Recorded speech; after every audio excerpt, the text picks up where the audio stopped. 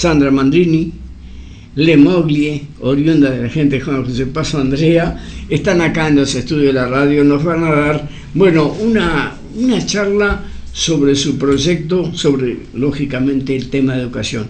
Vamos a comenzar por Carlos. ¿Qué tal? ¿Cómo estás? Buen día. Bueno, buenos días para vos, Babi, y para toda la audiencia.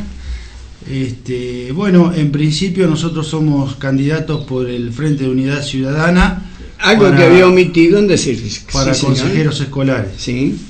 Bueno, lo que yo voy a tratar de expresar, digamos, es una manera de ver la realidad educativa, y para ver esa realidad educativa voy a utilizar, digamos, dos criterios. Uno es la historia y otro es el contexto. Esos son algunos de los temas que vas a tratar. Vamos a seguir presentando y ya después se aprenden en un diálogo. Estamos con, bueno, Andrea Le Moglie, buen día. ¿Cómo estamos? Buenos días, muy bien. ¿Todo bien? Muy bien, sí. Bueno, bien.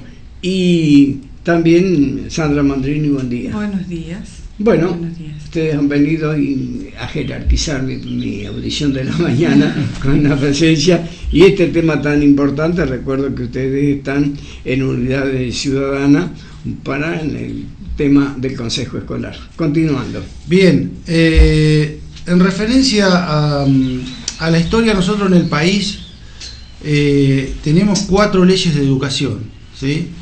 La primera ley de educación fue allá por el año 1875, porque los españoles habían venido acá y lo único que habían creado, digamos, era la Universidad de Córdoba.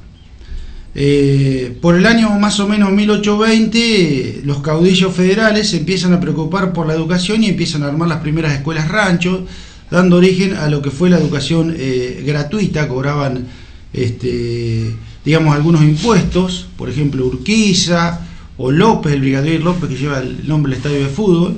Sí, ¿Y sí. para qué? Para, digamos, enseñar a leer y a escribir, sumar, restar al pueblo, porque los españoles nunca se preocuparon por la educación, porque digamos, nos querían seguir teniendo sometidos, ¿no es cierto? De esclavos, si lo posible. Exacto, o sea que las raíces, digamos, del sistema educativo argentino las tenemos que buscar en las montoneras estas federales, que como bien decía López, Urquiza, Heredia en Tucumán y demás, dieron origen, digamos, a las primeras escuelas rancho, y de esta manera tratar de liberar a las personas de la opresión en ese momento del español, ¿no?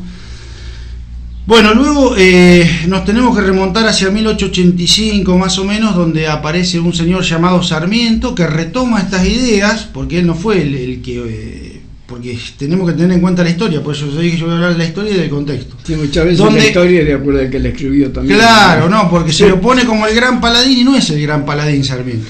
Sí, lo que hace es genera una ley muy famosa que fue la ley 1420, donde la educación era gratuita, laica y obligatoria, o sea, sin religión, donde aparece la gimnasia en los recreos, o sea que a vos te gusta, yo te voy a decir, ¿sí? En el artículo 5 específicamente. Te interrumpo un segundo. ¿Sabés qué versión tengo yo de Sarmiento? Sí. Una versión que viene de un generalísimo de ejército aquí en Pehuajó, Osiris Villegas, que estuvo en Pehuajó circunstancialmente con un corredor de auto, Carmelo Galvato, casa de la familia Tun, y era el momento que teníamos el conflicto con los chilenos.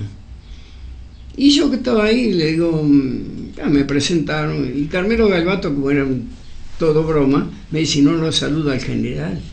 Y yo lo vería al hombre. Pues Osiris Villegas me quería morir, era el general de ejército. Y en ese momento le digo, dígame, en esta circunstancia, este problema con los chilenos, ¿a qué se debe? ¿Cuál es el origen? ¿Saben lo que me contestó?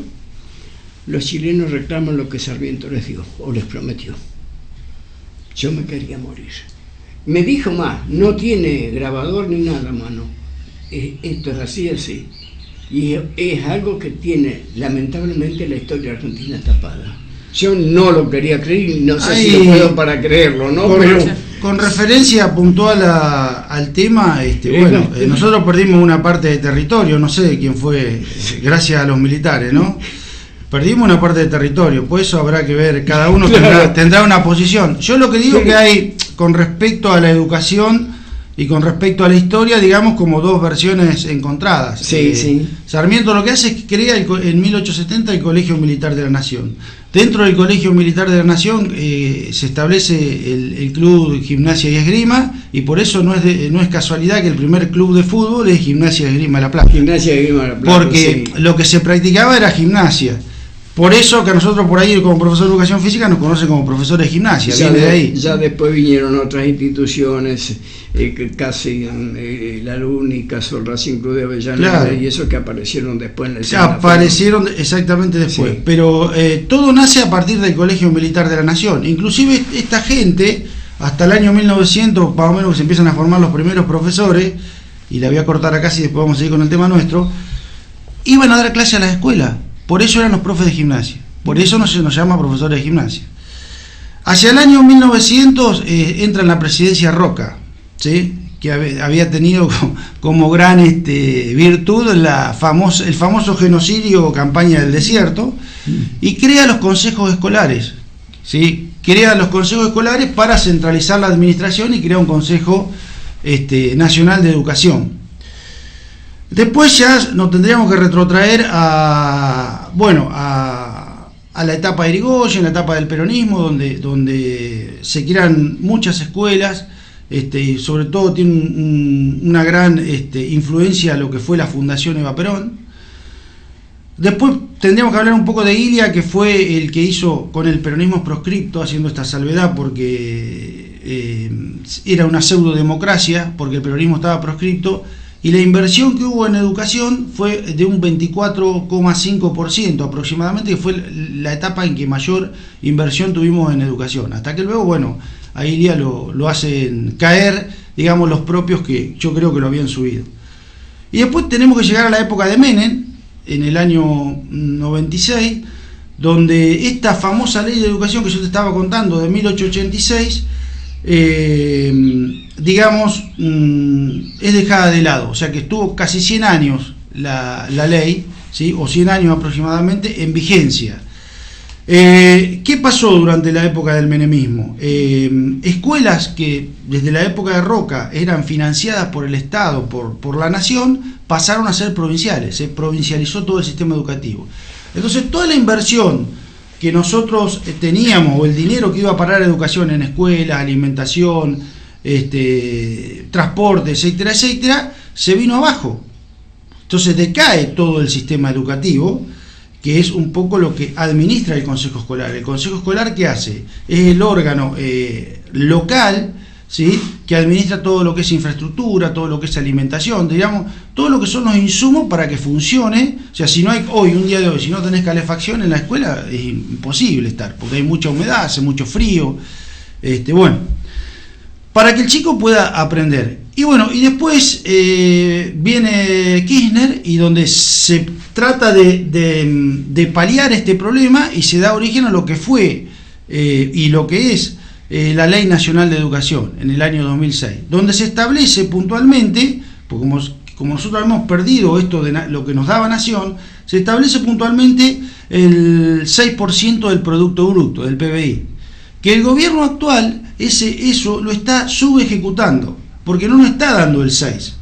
Por eso los problemas que hay en educación. Aproximadamente, no se sabe porque ellos no informan de nada cuánto es lo que nos dan, y aproximadamente lo que están dando es el 3% de ese 6%. O sea, están ejecutando la ley. Los respetuosos de la ley, ¿sí?, de la democracia y del Congreso y demás, no respetan la ley. Ese es el gran problema que nosotros tenemos en educación. Entonces, por eso estoy contando esto.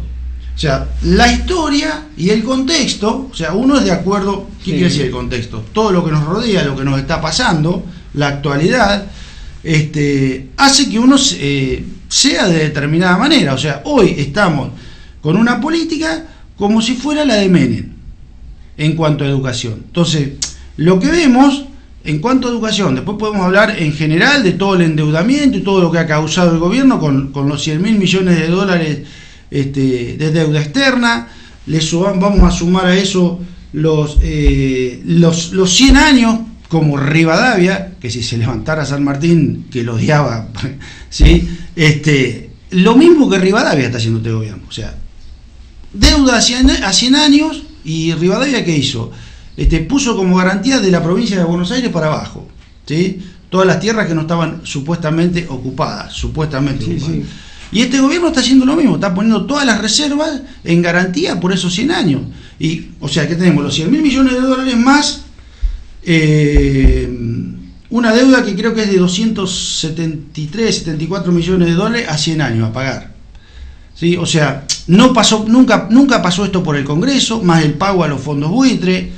Si específicamente en la provincia de Buenos Aires la gobernadora Vidal también tomó deuda, cuando las balanzas estaban más o menos equilibradas. Entonces, a ver, todo esto repercute o va a repercutir fundamentalmente en lo que es lo social. ¿Qué es lo social? Es la vivienda, es la salud, es la educación, es el trabajo, ¿sí? Porque, digamos, no hay una planificación de lo que se hace, no se da cuentas ante el Congreso, porque eso tiene que ver con la democracia, o sea, que se produzca un debate. Caso como fue, no sé, del 2x1, cuando quiso instalar nuevamente el 2x1. Y bueno, tenemos muchos funcionarios de la dictadura en puestos. Ejemplo, el hijo de Martínez Dios, que fue el ministro de Economía, trabaja para el gobierno. Entonces, todo este es el contexto, digamos, es el panorama en el cual estamos inmersos. Y en el cual, digamos, desde el municipio, del Consejo Escolar, se va a tener que afrontar esta situación. O sea, esta es la situación, que es una situación muy complicada, en la cual se tiene que afrontar lo que nos sucede acá en lo local, ¿no es cierto? Y para eso le voy a dar lugar a los compañeros para que hablen, ¿no? ¿Cómo no? Sandra, estás en turno. Andrea. Bueno, sí, nosotras con Sandra somos las que en este momento estamos en el Consejo Escolar. Nosotras vamos a ser, nos postulamos para ser reelectas. Y bueno, la situación que se vive... Bueno, recordemos que Unidad Ciudadana. Sí, por Unidad Ciudadana. Sí. Y la situación que se vive es, por ejemplo, en infraestructura, lo que es el mantenimiento de las escuelas. En este momento el único fondo que estamos recibiendo es fondo compensador, que es para reparaciones menores. Para todo lo que sea una reparación en profundidad, nosotros trabajamos con el municipio, codo a codo con el municipio, que es quien nos auxilia ante la falta de fondos de la provincia. De respuestas monetarias. Para las grandes obras es el municipio el que responde.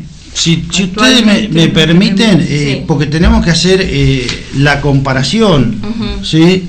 La comparación es que durante el gobierno de Néstor y de Cristina, nosotros construimos muchas escuelas, reparamos muchas escuelas. Yo soy inspector jubilado y no sé, jardín, como ayer hablábamos, como el 916, que por las tapas pensábamos que se iba a terminar, se terminó. 804, el Instituto 13, o sea, todas las escuelas, el instituto, yo me acuerdo en ese momento, porque yo estaba siendo inspector y era docente ahí, cada ventanal de esos valía 6.000 pesos en ese momento. No, eso me imagino lo hicimos con el fondo compensador, que en ese momento entraba mucha plata, lo podemos pagar nosotros desde el Consejo del fondo compensador. Además, que venía de provincia. ¿por qué pudimos utilizar el fondo compensador? Porque por ahí para otras obras venía dinero o de provincia o de nación. Se inauguró también la Media 5, el Centro Educativo de Moniscazón. Después también por el plan en Promer se amplió la escuela 34, la escuela agropecuaria, se hizo la cocina, la vieja escuela 34. La escuela 34, esa ampliación. No me digas, ¿con quién era el director? Era Chocho Esquerra. Chocho.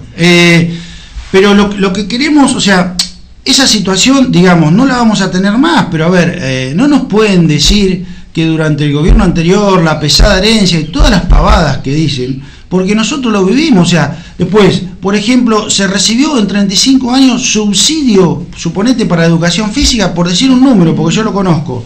El Colegio Nacional recibió 50.000 pesos para comprar material. ¿sí? Y lo que se recibía para que los docentes y los alumnos puedan, los que estaban mal en la escuela, pudieran a horario extraescolar tener apoyo escolar. O sea, todo eso que se hizo en el gobierno anterior ahora no se ve. ¿Y dónde está ese dinero? Porque nadie da explicaciones de eso. ¿Dónde está ese dinero? Si antes estaba, ¿por qué ahora no está? ¿Qué es lo que están haciendo con ese dinero?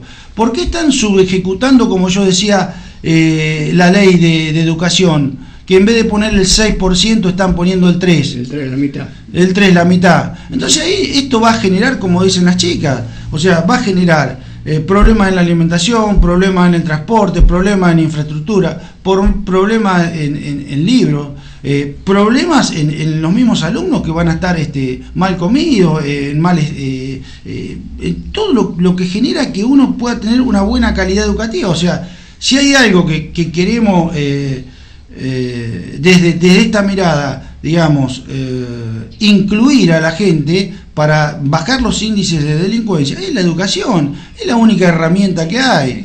O sea, es la única, yo digo, red de contención social. Porque después podemos hablar de salud, podemos hablar de la policía, podemos hablar, no sé, de miles de instituciones. Y uno, ahora yo que estoy jubilado y veo todo lo que pasa, yo creo que educación es, con todas las fallas que tiene, es lo único que contiene a la gente que no realice acciones malas para la sociedad y para sí mismo, ¿no es cierto? Entonces, bueno, esto realmente es muy preocupante, lo que está pasando. O sea, uno lo ve como una preocupación, porque esto no va a ser un día, ¿sí? Van a ser generaciones.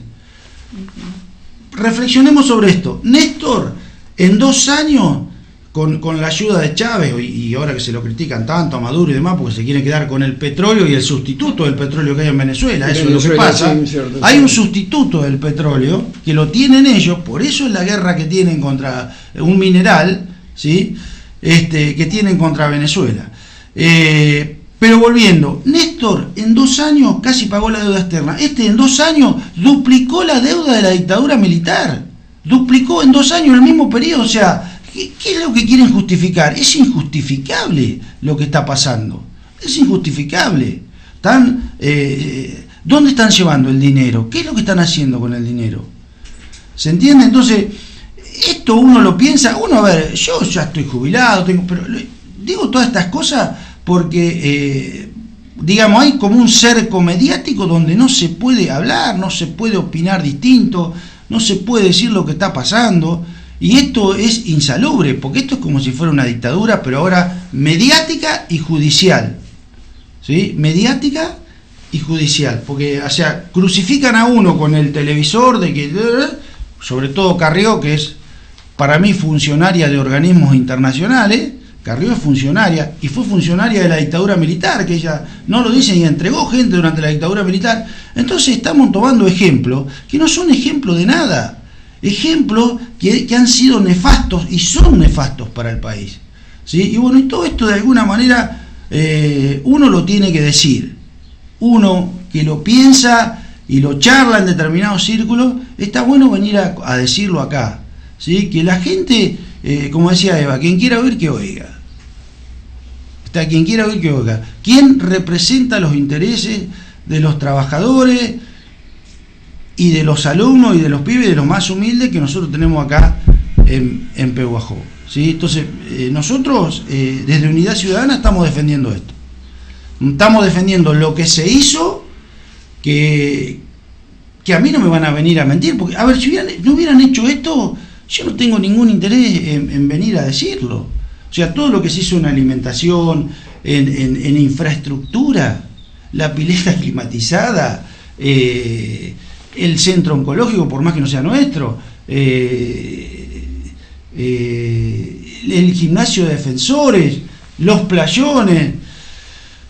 Sí, y durante todo ese periodo también se recibieron las netbooks, que ya no se reciben más, libros, se recibió muchísimo material, todas las escuelas recibieron muchísimo material, los jardines recibieron no libros, pero, o sea, recibieron libros de cuentos, recibieron material para los rincones, mucho. que ahora no se está recibiendo. No, y bueno, ¿y dónde está ese dinero, digo yo? ¿Qué es lo que están haciendo con ese dinero? ¿Cuál sería una de las principales propuestas de...? Y las propuestas que nosotros tenemos es de acuerdo a lo que nos manden, ¿sí? Tenemos que optimizar los recursos y tratar de que ello llegue a los niños, como decía Eva, que son los privilegiados, ¿sí? Eso es lo que pasa, que no vemos en este gobierno esta mirada, o sea, no le interesan los más necesitados, a ellos les interesa endeudarnos, ¿sí? Y bueno, y desnostar algunas políticas, como lo hicieron con Irigoyen, lo hicieron con Ilia, lo hicieron con Perón, lo hicieron con Alfonsín, y bueno, y ahora lo hacen con Néstor y Cristina, ¿sí? Con términos peyorativos y demás, la pesada herencia, etcétera, etcétera, que digamos siempre son agresivos y tampoco no construyen, o sea, no construyen, siempre con una agresividad, porque vos decís, bueno, ahora no había cepo al dólar, resulta que ahora el gobierno también le puso otro nombre, pero es un cepo al dólar. Entonces, ¿cómo es el tema? Todo lo que se criticó y se está volviendo atrás en algunas medidas.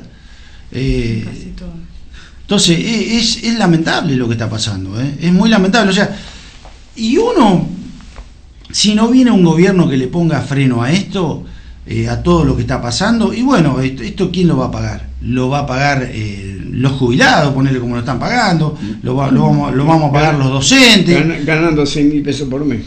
Claro, 6.200 pesos. Yo lo vivo con mi mamá. Yo tengo a mi mamá en una silla de rueda. Hace un año que estoy esperando de PAMI la cama ortopédica, la silla y el baño portátil. Y nada. Y tanto que criticaron al otro gobierno, pero por favor, basta de mentira, basta y de impunidad.